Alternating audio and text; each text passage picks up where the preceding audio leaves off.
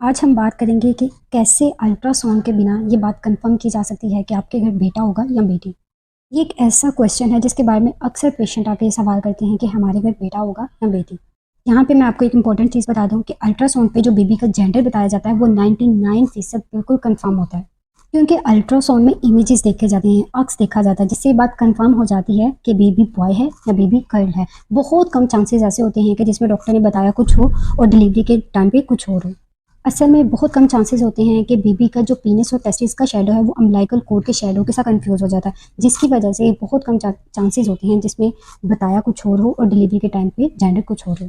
1% chances होते हैं कि जेंडर चेंज हो, मोस्टली 99% बिल्कुल करेक्ट होता है। अब ये तो थी अल्ट्रासाउंड जिससे आपको कंफर्म हो जाता है बेबी बॉय है या बेबी गर्ल है। लेकिन कुछ चीज़ें ऐसी हैं जो 70% तक सेंसिटिव होती हैं, मतलब उनकी सेंसिटिविटी 70% तक है। कुछ अलामात, कुछ निशानियां ऐसी होती हैं जिससे इस बात का अंदाज़ा लगाया जा सकता है कि बेबी बॉय होगा या बेबी गर्ल होगी। ठीक है, अगर कॉमन लैंग्वेज में बात की जाए तो बेटे की प्रेगनेंसी में पेट चपटा होता है और बेबी गर्ल की प्रेगनेंसी में पेट थोड़ा बाहर की तरफ निकला होता है।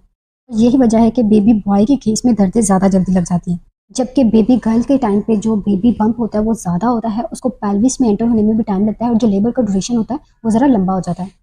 अगली इंपॉर्टेंट निशानी हार्ट बीट। बेबी बॉय के केस में जब सीटीजी की जाती है तो उसमें बेबी की जो हार्ट बीट होती है 145 से कम होती है, जबकि बेबी गर्ल के केस में जो बेबी की हार्ट बीट होती है वो 145 से अबव होती है। 80% चांसेस यही होते हैं कि बेबी गर्ल के केस में हार्ट बीट 145 से ज़्यादा होती है। तो अगर आपके बेबी की हार्ट बीट 145 से कम आ रही है, यानी 130 आ रही है या 135 आ रही है, तो इस केस में बेबी बॉय के चांसेस ज़्यादा हैं as compared to baby girl के।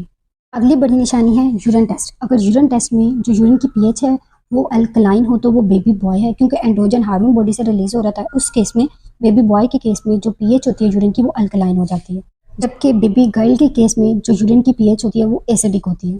अगली बड़ी निशानी है बेबी बॉय के केस में आपकी बॉडी में डिफरेंट पार्ट में हेयर ग्रोथ बहुत ज़्यादा होना शुरू हो जाती है टेस्टोस्टेरोन हार्मोन की वजह से, और जो स्किन का कलर होता है वो डल होना शुरू हो जाता है, क्योंकि टेस्टोस्टेरोन हार्मोन हेयर फॉलिकल्स को स्टिमुलेट करता है। आपका कलर बहुत ज़्यादा डल होने लग जाएगा, पेट के इर्द गिर्द बहुत ज़्यादा ब्लैकिश निशान बनना शुरू हो जाएंगे।